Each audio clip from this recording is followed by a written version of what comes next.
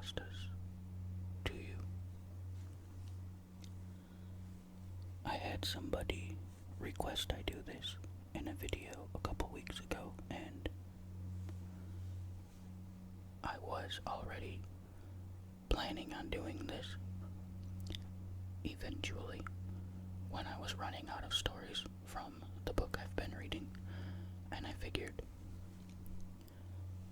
why wait? Why not just do it? The great thing about CreepyPasta, since it's a website like this, is there's tons and tons of stuff on there.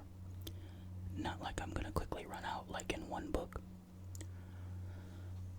So, I have a story loaded up in front of me. I'm gonna read, I think, 2 stories. It depends on the length. Maybe 3, I don't know. But, I clicked on just recent uploads, and then I'm just kinda gonna pick something that catches my eye. Like pretty much everything I've done on this channel, I haven't pre-read any of these, so I don't really know exactly what the story's gonna be about, or how long they're gonna be. It does give an estimated reading time, although I'm not sure where that comes from, but this first story says 17 minutes, so we'll see. I think 2 stories that are about that long, about 20 minutes long, is a good length. If not, I might do a third one if I get through 2 of them pretty quickly. But I haven't even selected a second story or anything yet, I've just got the one. So, anyway, I'm just gonna start reading it. This story is called I Was Reincarnated, and I Hope It Never Happens Again. And it was written by Tin Lizzie. Okay. When I was alive, or more accurately, the last time I was alive, I honestly didn't give a lot of thought to the idea of life after death. It never seemed important. When you're young and your whole life's ahead of you, death and its possible consequences seem so distant as to not even be a blip on the radar. Now I know better. I know for certain that what awaits me in this life, and what will probably follow me into the next, terrifies me. As the title of my story suggests, yes, I was reincarnated, and I'm writing this here because I truly can't think of anywhere else to put it where someone in a similar situation as myself might see it. I'm not even sure what this is supposed to be. A warning? An SOS maybe? As badly as I want to call the police, or anyone else for that matter, it would be useless. No one would believe me, and hell, there's just not enough time. Let's go back to my previous life, or, I guess, my previous death, so I can explain. In my last life, I was a teacher named Daniel living in Hong Kong. After getting my degree in the US, I decided to spend some time teaching English in China to get some experience in the world before I settled down as a high school lit teacher. While other people have the money to take a gap year or travel the world after college, I didn't. So I figured seeing a new country while also making some money would be the perfect compromise. Up until the very last minute, I loved China. The bustling streets, the exotic food, exotic to me anyway, and the nightlife were enchanting. The only unfortunate thing that happened in China, well, besides dying, was this girl I dated for a while, Jingsu, ended up suddenly calling our relationship off. I came to find out she had met and began dating another teacher from the same school I taught at conspicuously soon after our breakup. We weren't head over heels in love or anything, not yet at least, but I had been holding out hope for something more. It happened a week after Jingzhou and I split on what felt like a completely ordinary Tuesday. It's strange just how normal the day seemed. Shouldn't there be some kind of premonition or maybe a sixth sense that today's the day you're going to die? Anyway, I woke up around 7, got ready, grabbed my bike blocks and took the elevator down to street level where I started on my usual route to work. Now, normally I was extremely attentive when on my bike. Hong Kong was great, but as with any city, some people tend to drive like they're in a video game, so you have to keep on your toes. And I got really good at ignoring all kinds of distractions. But that day, something ripped my attention away from the route, and I couldn't help it. I looked. I swear to God, I took my eyes off the road for a split second. Then when I turned my head back, boom, lights out. What distracted me was seeing Jingzhu and her new boyfriend walking casually on the sidewalk in the same direction I was riding towards the school. I drifted too far onto the wrong side of the road, and a laundry truck coming towards me, the driver probably also distracted, crossed too far into my lane at the exact same time and hit me head on. I was dead before I even hit the ground. After the accident, I was lost in a senseless darkness for a short time.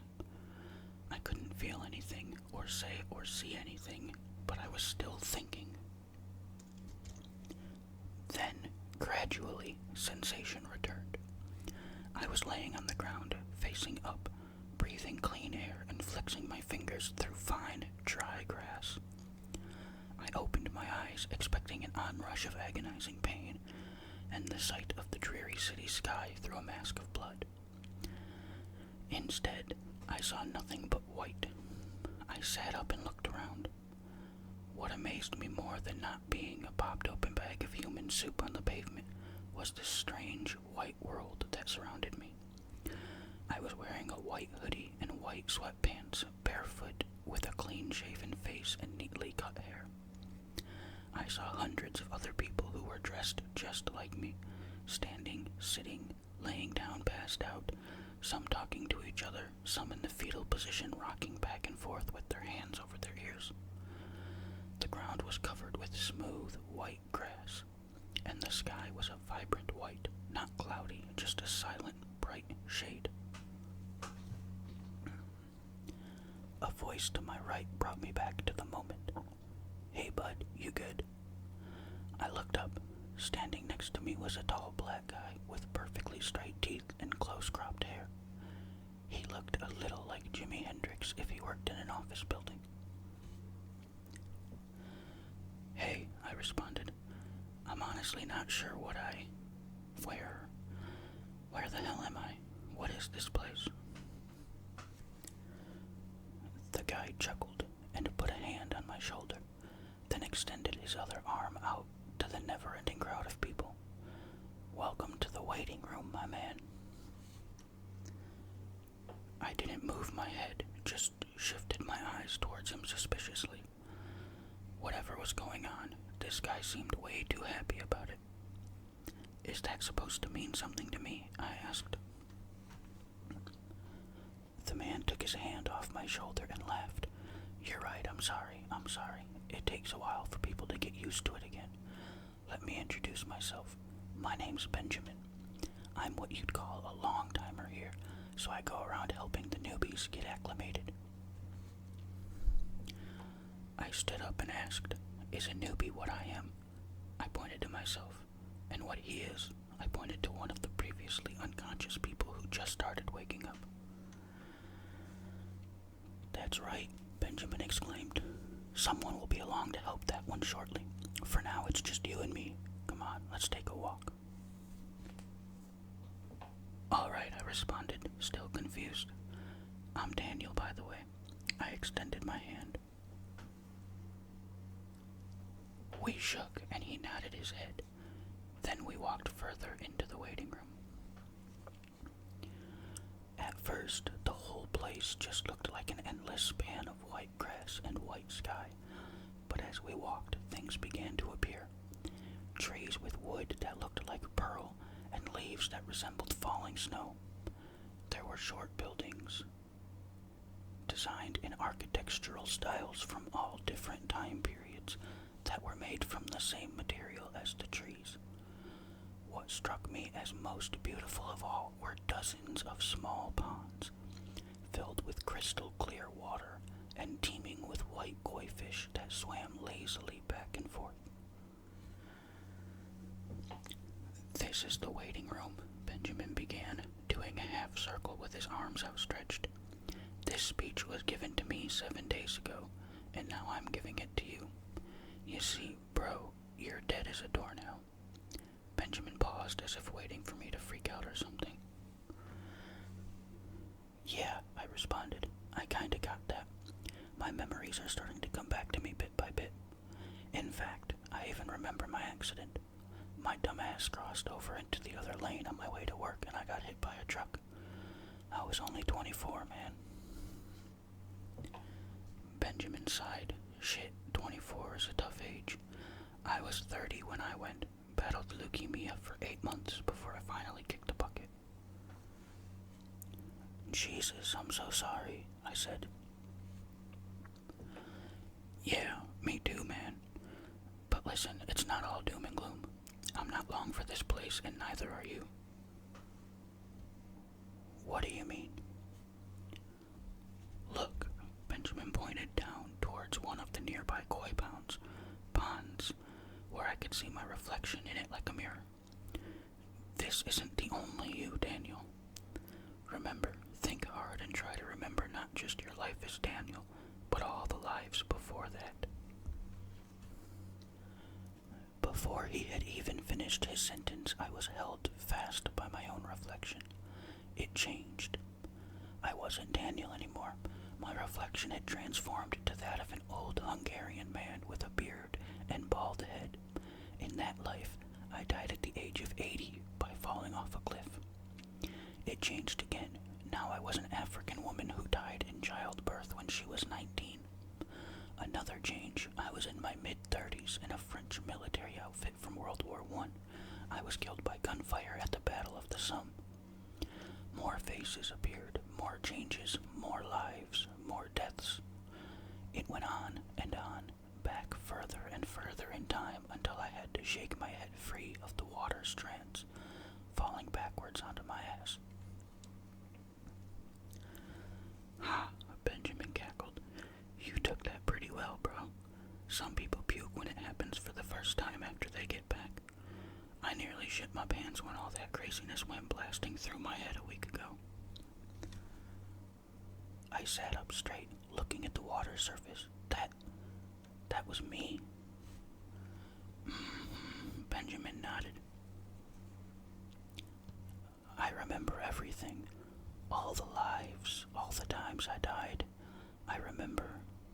I stopped talking and looked back into the memory of one of my past lives. There was something there that I didn't want to see, something I didn't want to remember, something bad. For a split second I thought he had seen it too, and was about to get up and run, or beat the shit out of me or something. But since I didn't see his reflection change, that must mean he couldn't have seen mine, right? That must have been the case, because Benjamin was still smiling. He walked over and sat down next to me. "Fucking crazy, right? I saw my past lives too, so did everyone else here. And, in case you're wondering, not everybody was a saint. I'll tell you right up front, I killed someone in one of my pasts. Totally got away with it too. Never arrested or even suspected. And yet, in the life after that, I was a hotshot investment banker in the 80s, just before my most recent life as Benjamin. I've come to realize, as most of us long-timers have, that it doesn't matter what you did in your past lives. After a week, you'll be reincarnated as a newborn baby, and it's total luck of the draw." So wait a minute," I responded. "You're saying that someone horrible, like Hitler, could have just been reincarnated as, like, what, a fucking trust fund baby in Sweden or something? No hell, no retribution for all the terrible shit they did?" Benjamin shrugged. "I don't know. Really, I don't, and there's no way to tell. It's impossible to see other people's reflections in past lives, so far as I can tell. But I like to think that maniacs like Hitler didn't get the right to be reincarnated and are in hell, but shit, how do I know you weren't Ted Bundy or something?" I laughed. "Don't worry, I wasn't." Benjamin chuckled.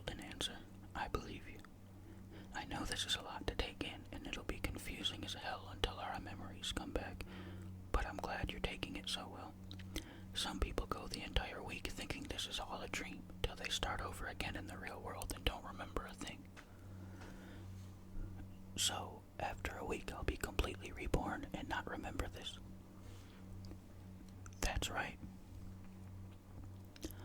I won't remember anything until the next time I come here. Bingo. Why a week? I asked. How do we even know it's a week anyway? And who's doing all of this? God? Couldn't answer any of those if I wanted to. Could be the fucking flying spaghetti monster for all I know. I'm only certain that I was told and shown everything you've been told and shown, and here we are.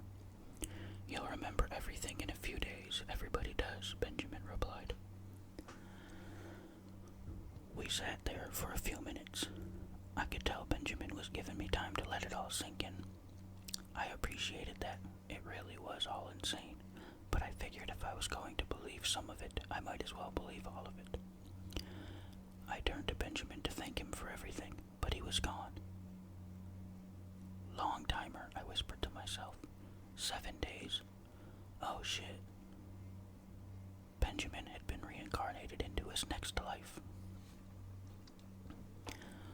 I stood up and reflected on all of my past lives and tried desperately not to think about one in particular. That thing, what I had done, I had to try and forget.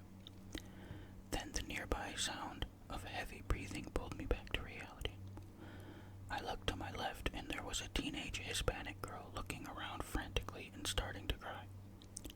I approached her with my hand out, like I was trying to calm an angry and unfamiliar puppy. Hey, are you okay? What? She screamed. Where am I? Who the fuck are you? What am I doing here? Hey, listen, it's okay. Look, I know this is weird, but I went to touch her shoulder and she jumped up like she had been electrocuted. The girl collided with someone standing behind her, then tried to run but bounced off the back of another person. The girl landed hard and pulled her knees to her chest, crying in earnest, and buried her head in her folded arms. Jesus, I thought, how was Benjamin so good at this? And then I remembered what he had done, how he had addressed the situation. He smiled. Benjamin treated me as if I were his friend. He was quiet and patient, but most importantly, he smiled. I knelt next to the girl and spoke softly, smiling this time. You're okay. I promise you're okay. Can you look up at me? The girl peeked from under the protection of her crossed arms, tears rolling down her cheeks. Let's start over, okay? I'm Daniel. Welcome to the waiting room.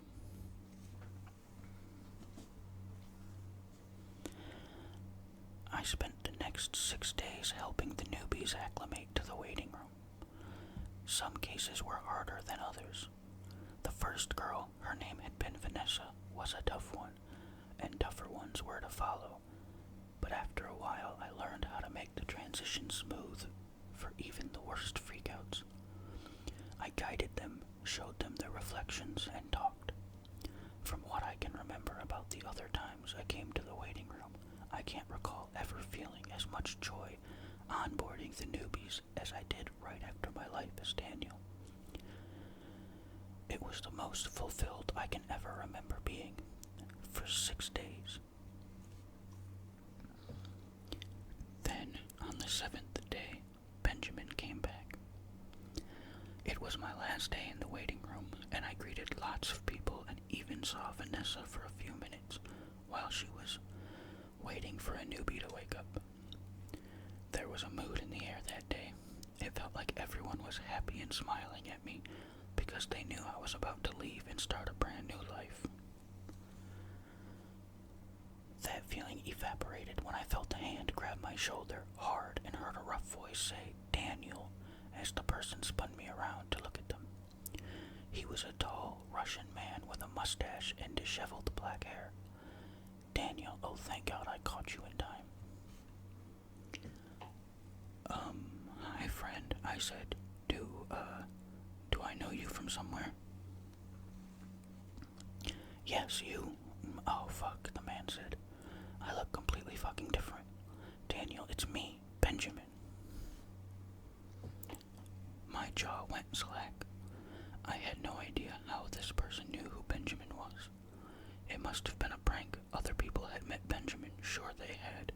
and some of them are probably still here, I bet. Look, man, I'm not sure who put you up to this, but either way, prank's over. You definitely scared the shit out of me. I'm Dan. Would you shut the fuck up, he yelled. I'm Benjamin. Here, look. The man nearly dragged me over to one of the reflecting pools. I looked down at the reflection, but the man wasn't looking back into the pool with me. He had his eyes closed, and I still only saw the tall, thin white guy. Then it happened. His reflection changed. It changed to Benjamin for a second, the Benjamin I had met 7 days ago. Then it shifted to the investment banker he had mentioned. Before that, he was a farmer from the Middle East. Then it was just a small child, a kid who died way too young.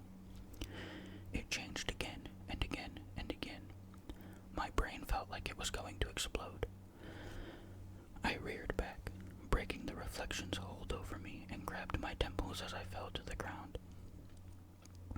All those lives Benjamin had lived were flashing before my eyes. I was absorbing them, living them as I had relived my own when I looked into the pool for the first time. The difference was, when I remembered my own lives, it felt natural, like slipping beneath a warm, familiar blanket.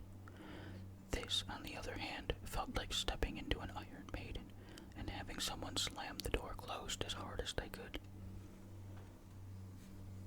See, Benjamin shouted. You see? Ah, fuck, I screamed, still writhing on the ground. Fuck, it hurts. We aren't supposed to see. We aren't supposed to see each other's past. Benjamin was crying now and shaking me to snap out of it. I know, man, I know. Listen, what you saw in there, it wasn't me. Not the me you met. I pulled away from him, remembering what I had seen in his reflection.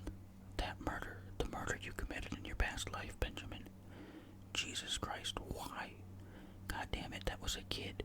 She didn't deserve to die like that. What the fuck is wrong with you? Benjamin screamed, I'm sorry, Daniel. Please, it wasn't me, not the real me, I swear. Then a far-off commotion drew our attention to a reflecting pool a few yards away. It was hard to make out what was happening over my pounding headache, but I got snippets of, you bitch, and then a man dragging a woman by the hair and trying to drown her in the reflecting pool. He was pulled off her by some other people who all looked into the pool, but now, instead of looking straight down into the water at their own reflections, their gazes were shifted slightly to see the persons next to them. Each one pulled back and clutched their heads in agony. It's spreading, whispered Benjamin. Daniel, listen. Please listen. No, fuck no, I won't listen, I replied. How are you even here anyway? It's only been a week. Why are you in that body? I don't know, bro. Fuck. That's one of the things I needed to tell you. It went like this. I woke up in this body, a 40-fucking-year-old man, and walked around for a bit, confused as all hell. I don't think I've taken over someone else's body, but I'm not sure. It feels like I just appeared out of nowhere. I went outside the apartment where I was living, one of those old Soviet block buildings, and looked at the people. No one seemed to recognize me. Then I walked past a shop window. The lights were off, so the reflection of the glass was crystal clear. Daniel, it's not everyone. It's not all human beings who are reincarnated. A couple of people, 2 at the most, walked by the window, and I saw their past lives in the reflection. But mostly, people just reflected normally. I thought everybody was like us, but I guess not. Or maybe all those people whose pasts I couldn't see are on their first go-around. Shit, I don't know. What I think is this. I think something went wrong. Someone in charge of all this glitched the fucking system or something, and now everything's gone to shit. This is bad, man. This is so bad. Some self-righteous part of me wanted to beat the shit out of him for what he did to that little girl in his past life, for the innocence he had taken, and how he was never even caught. And after, how he did it over and over again. However, that part was shut up quickly by it. That thing I don't want to remember about my own past. It told me that I had no right to judge Benjamin. He and I are not the same, far from it, but still. I looked at him. It was hard to believe that he was telling the truth, but his being here was proof, sure only a trace of it, but proof all the same, and I couldn't deny it. "You killed yourself," I said. "Yeah." "You killed yourself so you could come here to warn me?" "Yes." I took a deep breath in and let it out, trying to calm down. "It's gonna be alright, man," I said. "I don't know how, but everything is going to be alright." I stopped, past Benjamin's shoulder where chaos was erupting, and people in white clothes were fighting and ripping one another apart, was a man standing stock still. He had his head down, but his eyes were looking up directly at me. He was slightly overweight with a small paunch, thinning brown hair, and a slack-jawed expression. I looked down at the pool next to me, where I could catch just enough of his reflection to get a read on him, and I saw it, that thing I didn't want to remember, and when I looked back up at him, the man was grinning. I realized he had seen my reflection too. He had seen it and remembered. "Oh God," I said, backing away from Benjamin. "Daniel, what's up, man? What's wrong with you?" It's him," I screamed. "Keep him away from me." Benjamin approached, his hand out, but before he could get close enough, he was punched in the side of his head and knocked to the ground. I have no idea how the man had gotten so close so fast, but he jumped on me. His grinning face now turned to a rictus, as his eyes went wide enough to burst from his skull. He grabbed my face, opened his mouth, and was about to bring my head forward to rip my face apart with his teeth when it happened. I crossed over. I was back in the real world.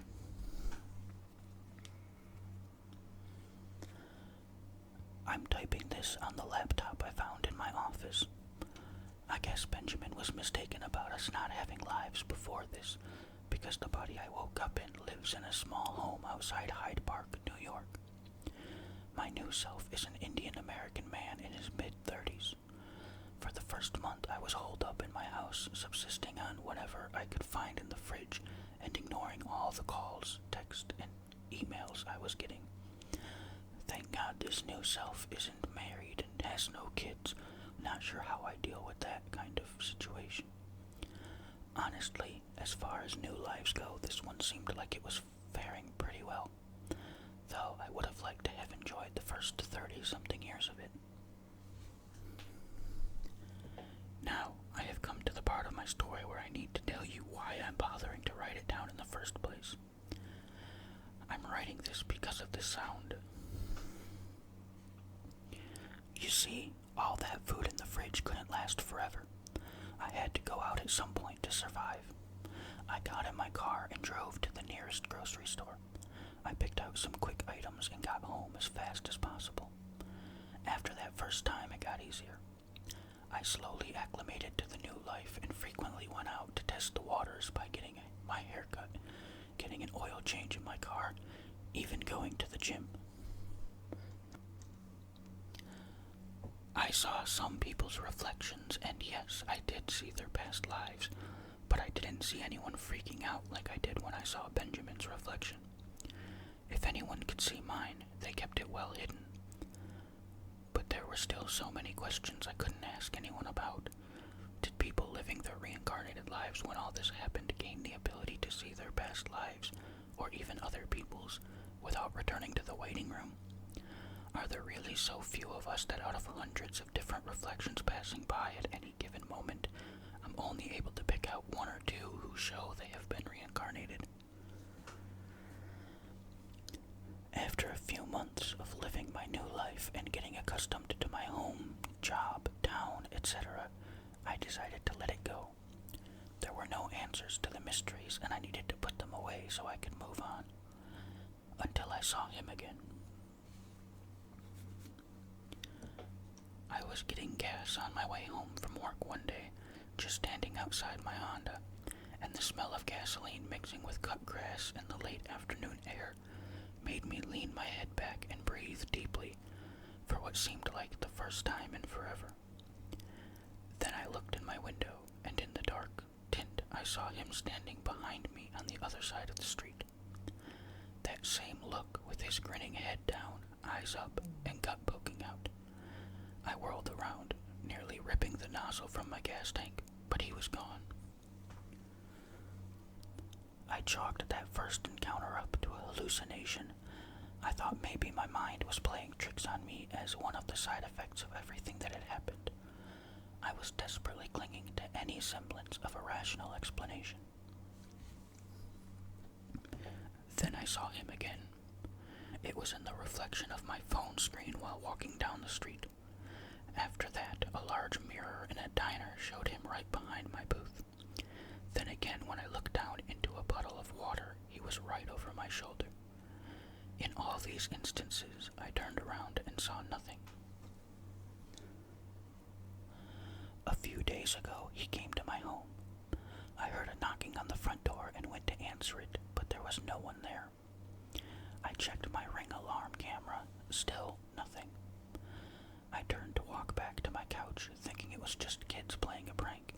Remember, I was desperate for rational explanations.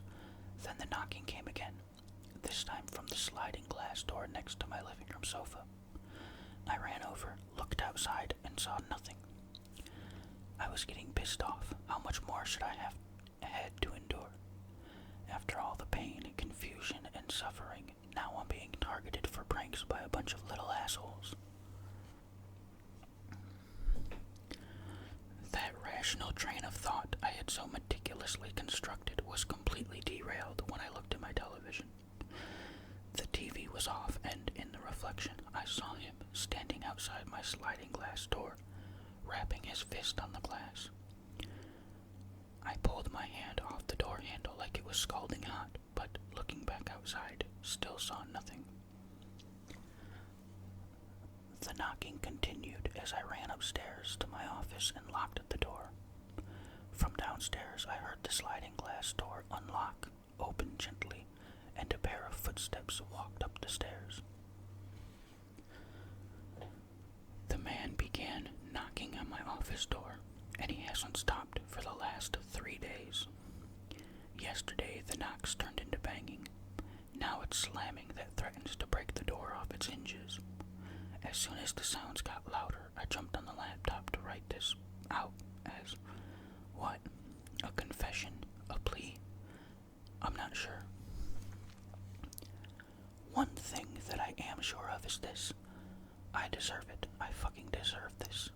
For what I did to that man, to his family, to his wife in a past life. God damn it, why? Why did I do that? Why couldn't I have just let him alone? The sound is getting even louder now. The door frame is coming loose. All I've heard for the last 3 days has been that sound, that constant slamming, crashing, and pounding on the door. That is all I've heard. Until now. Now, as the broken door creaks open behind me, I hear laughter. Alright, that is the end of that story.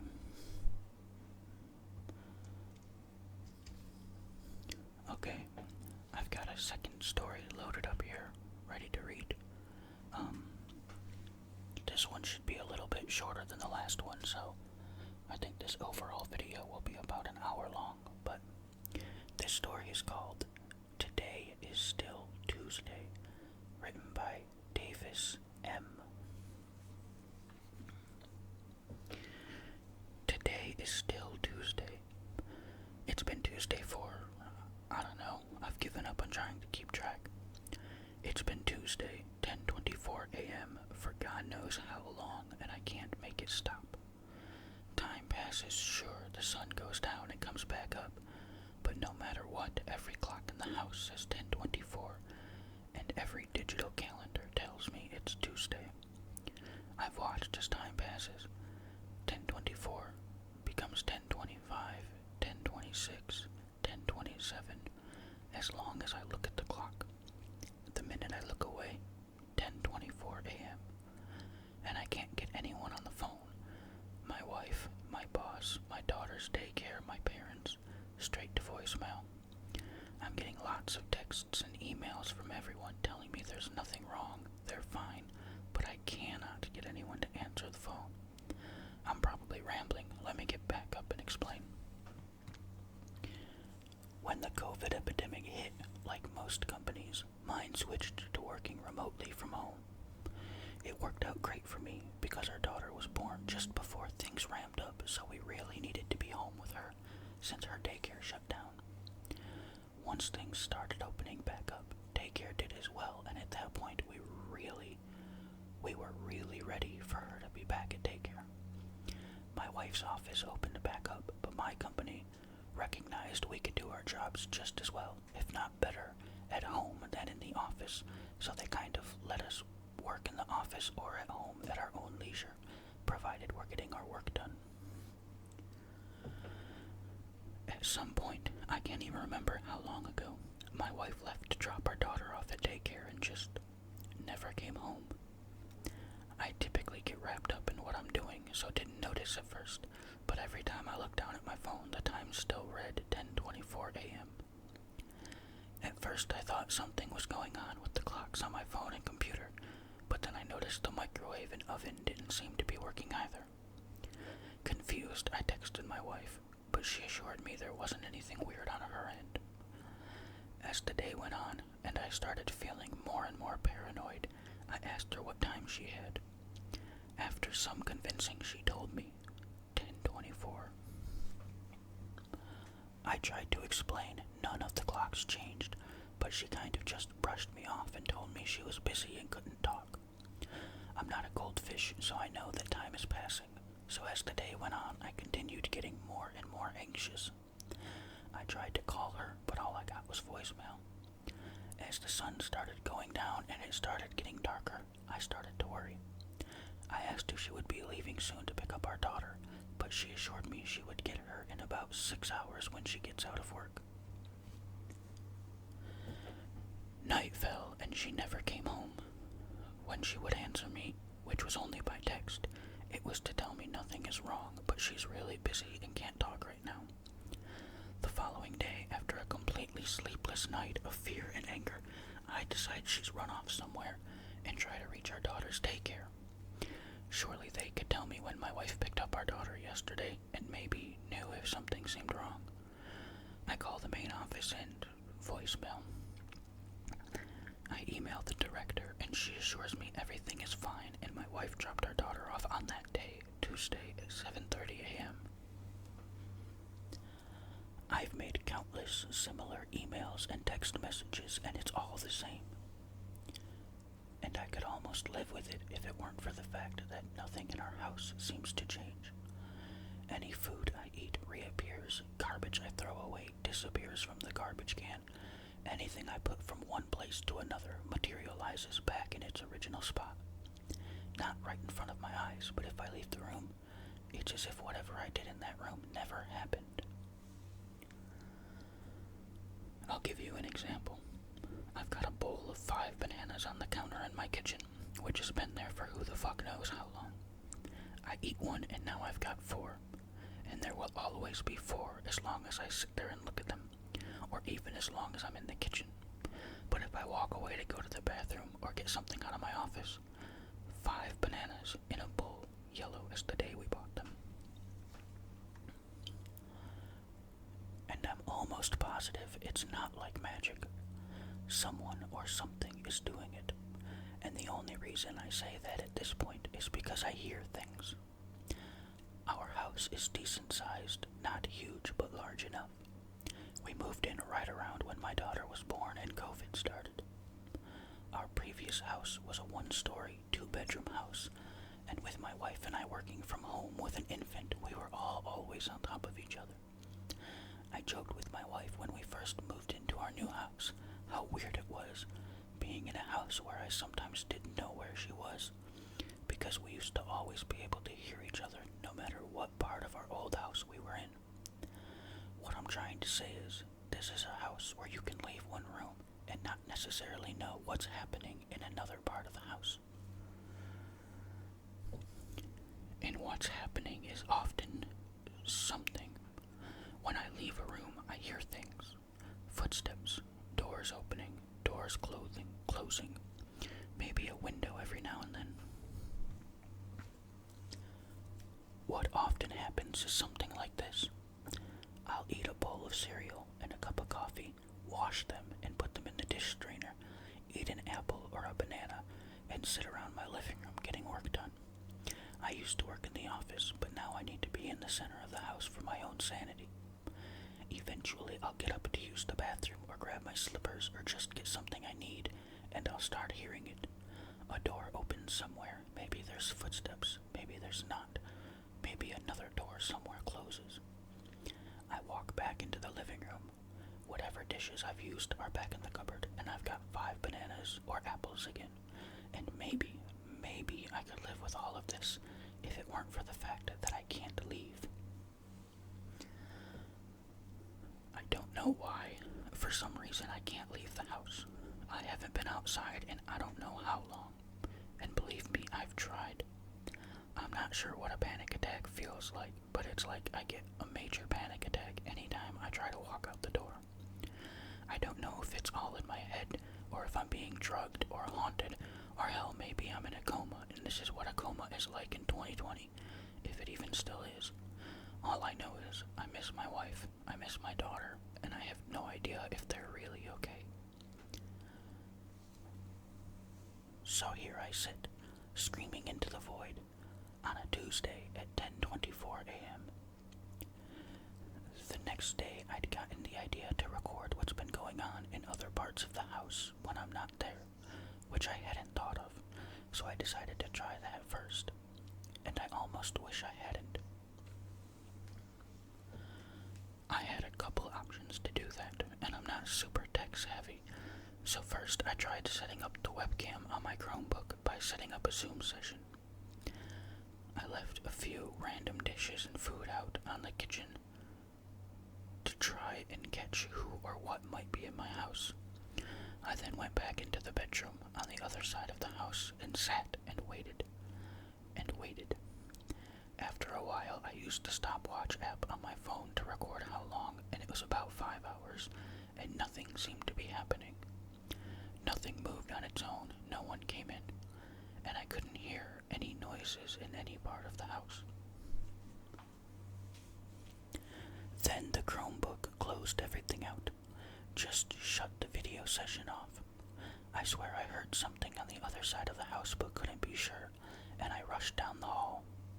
By the time I got to the kitchen, there was no one there, but everything had been placed back where it was. At this point, I was more frustrated than confused, and I checked my Chromebook. Still plugged in, so the battery was at 100%, and it was still on. It was as if the program running had just been closed out, which I definitely did not do. Determined, I came up with another idea. My daughter has a video baby monitor, which is fairly low-tech and isn't connected to our Wi-Fi or anything, so I decided to give that a try. It's only black and white and a bit grainy, but it's always worked well enough. I set up the camera in the kitchen, again left a ton of stuff out, and turned on the monitor. At this point it was dark, and I figured if I'm being watched, I may as well let whoever think I'm going to bed. So I crawled into bed, pulled up the covers, put my hand around the baseball bat I've been keeping under my wife's pillow, and laid there to watch and wait, and wait, and wait. Until I started to see movement. Underneath the sink, I watched the cupboard door creak open, and a man crawled out. I wish I could say I sprung out of bed, grabbed the bat, raced into the kitchen, and confronted this man. I can't say I'm a brave man. So I laid there, frozen. I can't say for sure because I couldn't focus, but he seemed to be fairly bald, somewhat thin, in a dark shirt tucked into jeans. He crawled out onto the floor on his hands and knees, stood up, walked over to the camera, and clicked it off. I don't know how long I laid there alone in the bed I shared with my wife, unmoving. I listened closely for any kind of noise. Footsteps, voices, The hallway is hardwood, but our bedroom is carpeted. I could likely hear him coming down the hallway unless I'd already missed it, but I'd never hear him walk across the soft carpet floor until it was too late. I don't know where he went, but by the time it started to get light out, he had never come into our room. Bat in hand, I slowly crept down the hall into the kitchen living room, ready to swing. No one seemed to be there, but all the food and dishes I left out were back where they belong. I opened the cupboard under the sink, but found no one. I frantically swung all the cabinets open, but found nothing. It was then I noticed the sliding door. Our kitchen faces the backyard and has a sliding glass door that opens out onto our back porch. Our house has a fairly open floor plan, so when you walk in, you can go up a set of steps into the living room, dining room, and kitchen, and down the hall you'll find our bedroom, my daughter's room, my office, and the bathroom. Back by the front door, there's another set of steps that go down into the finished basement, which has another 2 doors and a crawl space in the laundry room. What I'm trying to get at is there are multiple ways in and out of the house, and I've left them all locked for quite some time now, except the sliding door in the kitchen was now unlocked, which could make some sense because it can't be locked or unlocked from the outside. So, if you were to go out that door, you could close it, but you couldn't lock it. At this point, I was done. I had to get out, and I would push through whatever anxiety that was forcing me in the house. I sprinted down the front steps to the door, and a wave of panic and nausea overwhelmed me. I tried to pull myself together and reached for the doorknob when the doorbell rang. I instinctively ducked down. I don't know why. For all I knew, my wife was finally home with our daughter and couldn't get in with the door locked. I peeked out the window, unsure what I would find, and saw a man standing there. From what I could see, he did not seem to be the same man I saw last night. He was a little heavier, with dark hair and a tie-less suit jacket. After some debate with myself, I decided to open the door. He was either here to kill me or save me, and at this point, I couldn't care either way. I opened the door and asked him who he was and what he wanted. In short, he explained to me that someone saw what I was doing with my Chromebook. Shouldn't have gotten through, I think were the words he used. He told me I was being watched and needed to stop what I was doing and leave things alone. He said he wasn't supposed to be there but wanted to offer me some advice to stop eating my food. Not safe was what he said. He seemed anxious and looking around a lot.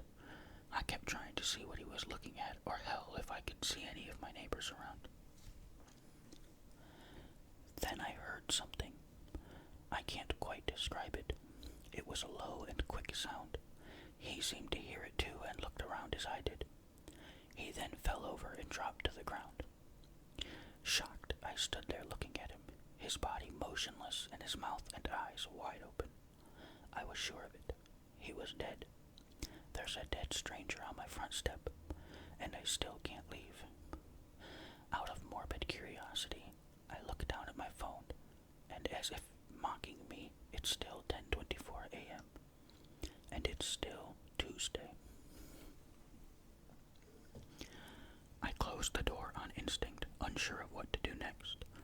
Is someone out there? I opened the door again, and to my shock, he was still there. I pushed through the sickness I'd been feeling and looked down at him. He was definitely dead, and there were drops of red blood forming on the concrete porch. I dialed 911 knowing I likely would get nothing, and as I expected, the call was dropped like I was out of service. I don't know what I would have even told them. I spent the rest of the day pacing around the house, trying to think of my next step. I decided to try and make another break for it. I don't know if someone's out there, but my chances were better trying to get out than waiting for them to get in. As I discovered last night, they're in already anyway. I made my way back to the front door, opened it, and stopped. He was gone. like he was never there. I looked down closer. Wait, like he was almost never there. I spotted 5 drops of red blood on the steps. He was there, and he was real, and someone took him away. I felt at this point it might not be safe. I don't know if it's my headache from standing at the door for so long, but I felt the best course of action might be to try and sleep, reset, and formulate something tomorrow. I remembered what the man had said about the food. Don't eat anything. Not safe. Against my better judgment, I avoided eating or drinking anything. As the day went on, I was losing energy and focus and needed sleep. But first, I needed some more research.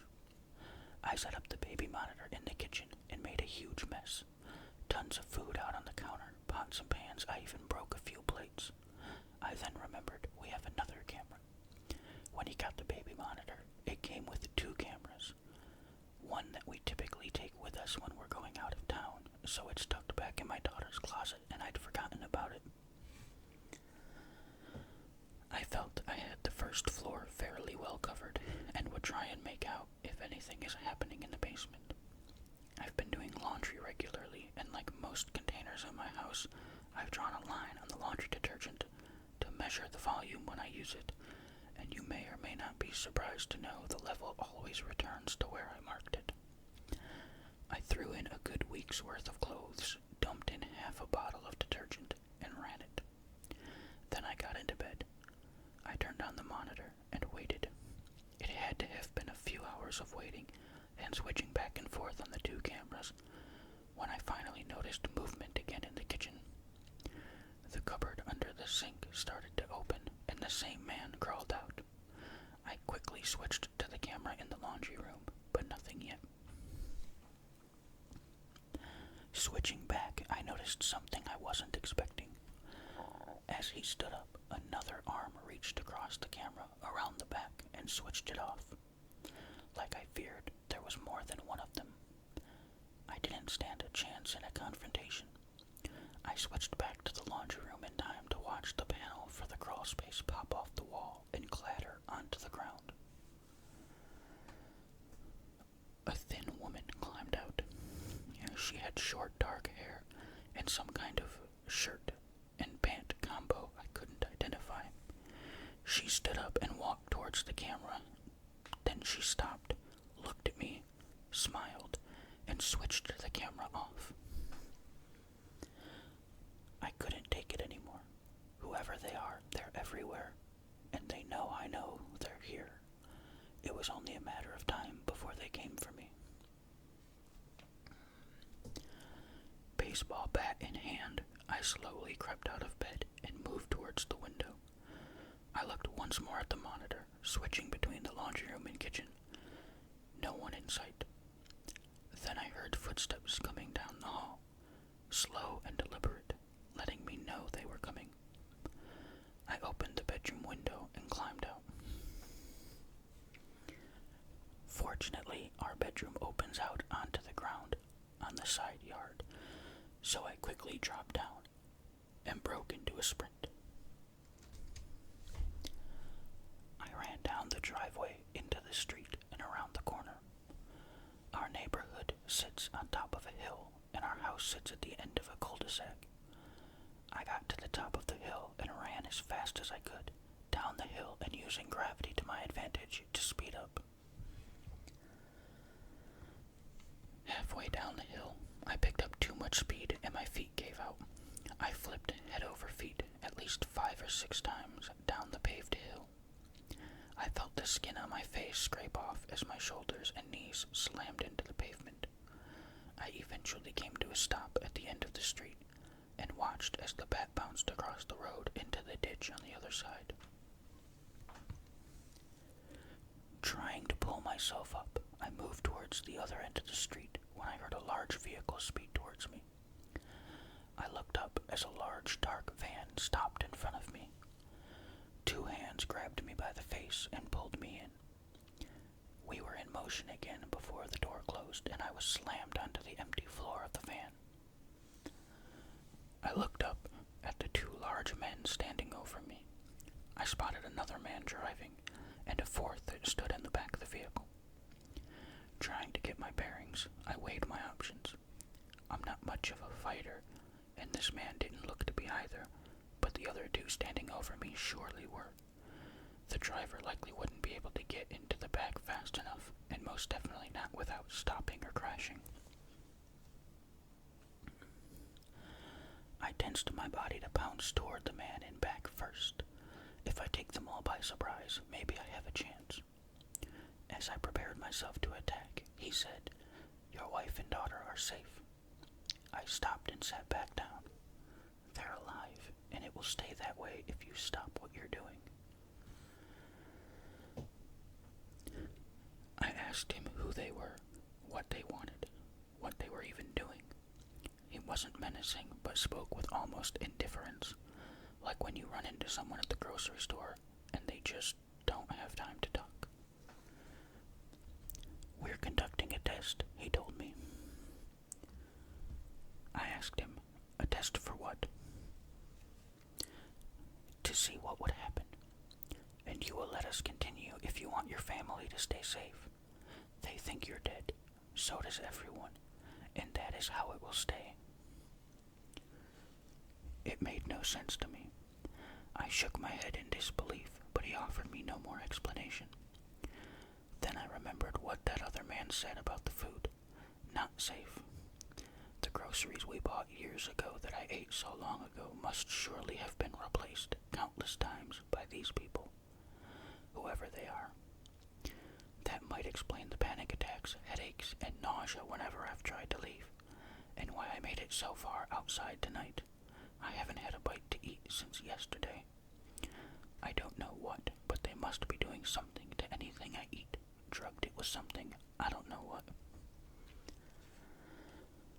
Before I know it, we're pulling up to my house, and I'm being tossed through the front door. I was back home, in my prison, where I now must stay if there's any hope of my wife and daughter staying safe. Whoever or whatever they are everywhere. They're in my phone, my computer, answering any of the messages I thought I was sending out to the world, changing the clocks, 10:24 a.m. They're in my house, in my walls for all I know, rearranging and replacing my life to make it seem like any action I take never even happened. For reasons I don't understand, they want me to believe I am living in this single point in time as the world goes on around me. So here I sit. It's 10:24 a.m. and today is Tuesday.